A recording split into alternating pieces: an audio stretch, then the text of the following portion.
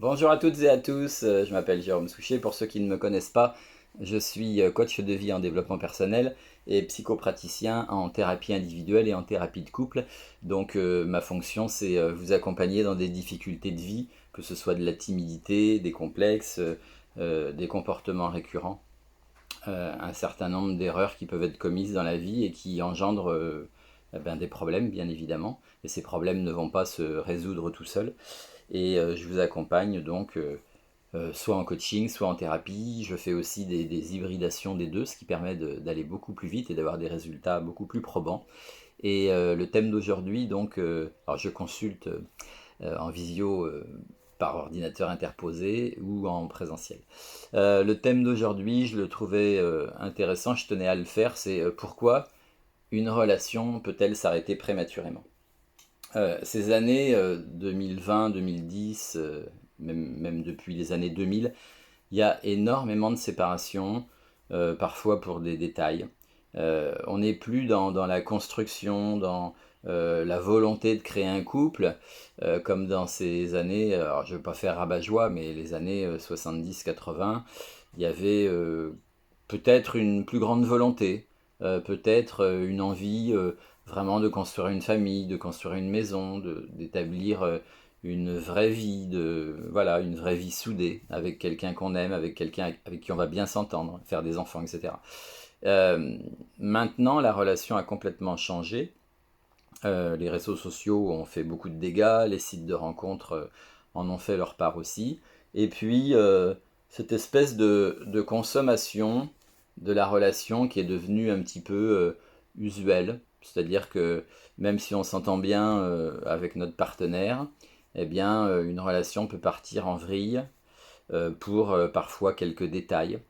Et ça monte un peu crescendo, c'est-à-dire que d'un conflit ou d'une réflexion, ça prend des proportions bien plus importantes. Il peut y avoir la réflexion qui blesse, il peut y avoir la phrase qui tue, il peut y avoir, bon, évidemment au sens figuré, hein, il peut y avoir le geste de trop, enfin, vous voyez. Et au final, on s'aperçoit que les relations maintenant, c'est un peu le principe Kleenex, c'est-à-dire je prends le temps de passer des bons moments. Donc ça peut durer 2 mois, 6 mois, un an, 5 ans, 10 ans.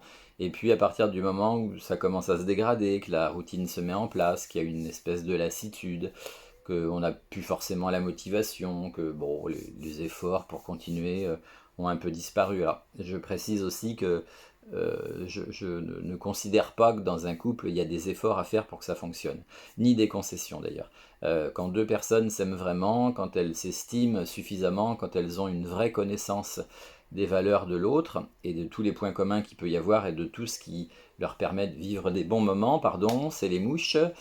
Excusez-moi, bon, ça fait partie du direct, hein, étant donné qu'il n'y a pas de montage.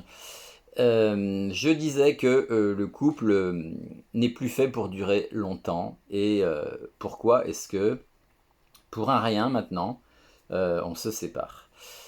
Je pense qu'on est aussi dans un changement total de société où on prend le meilleur et le moins bien, on a tendance à le laisser de côté et on a tendance même à donner un petit coup de pied dedans pour qu'il tombe dans la poubelle. Et ça ne peut pas construire une relation dans le temps.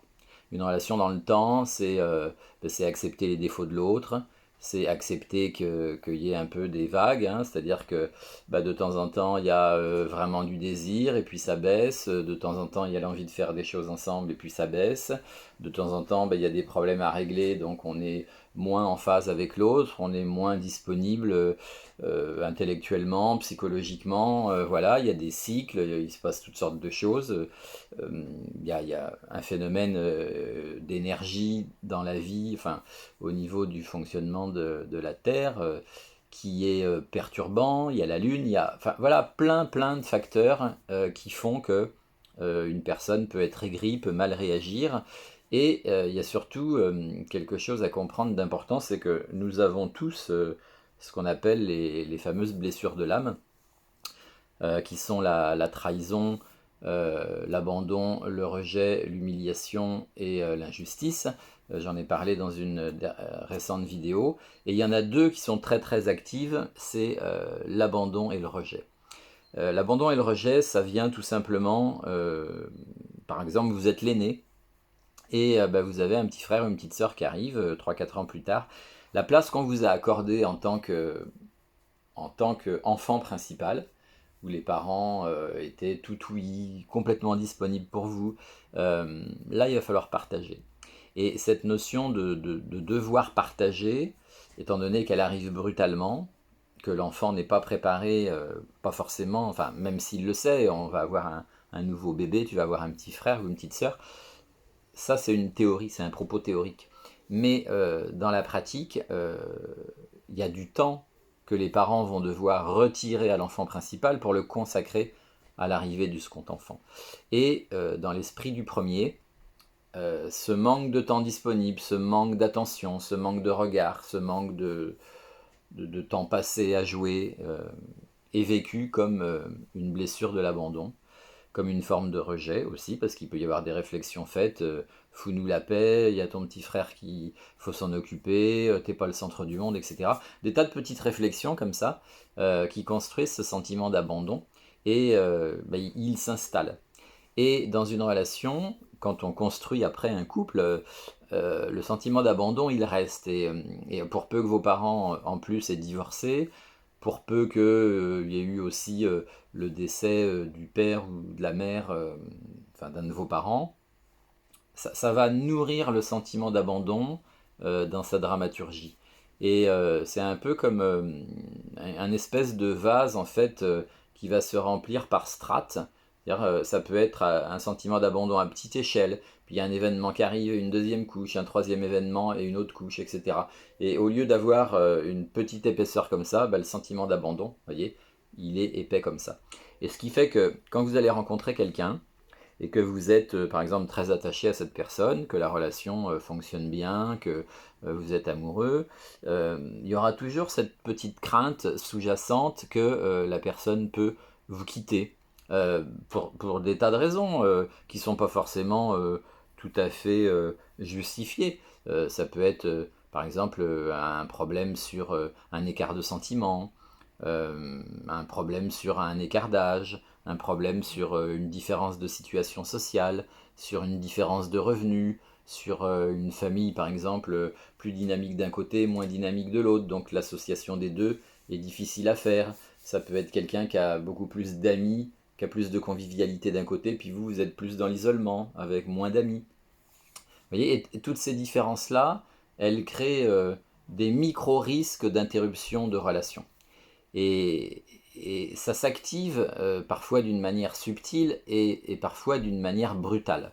C'est-à-dire que si dans une situation bien précise, vous faites la réflexion qu'il ne fallait pas faire, ou que vous avez le comportement qu'il ne fallait pas avoir, et que chez l'autre, ça va mettre en exergue une peur, c'est comme si vous appuyez bah, sur un bouton rouge stop ou alarme, et l'autre va se retrouver dans un contexte un peu de panique, de peur, et ça va réactiver ce qui pouvait être en sommeil ou ce qui pouvait être craint d'une manière plus ou moins définie, mais tout d'un coup qui va exploser. Et ce type de... Alors ça se manifeste avec des comportements de jalousie, des comportements de possessivité, une réflexion blessante qui peut rappeler la réflexion qu'un père a pu faire à sa fille.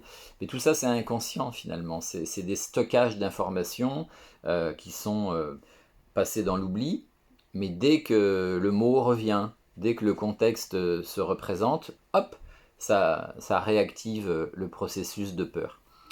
Cette fameuse blessure-là qui n'est pas guérie.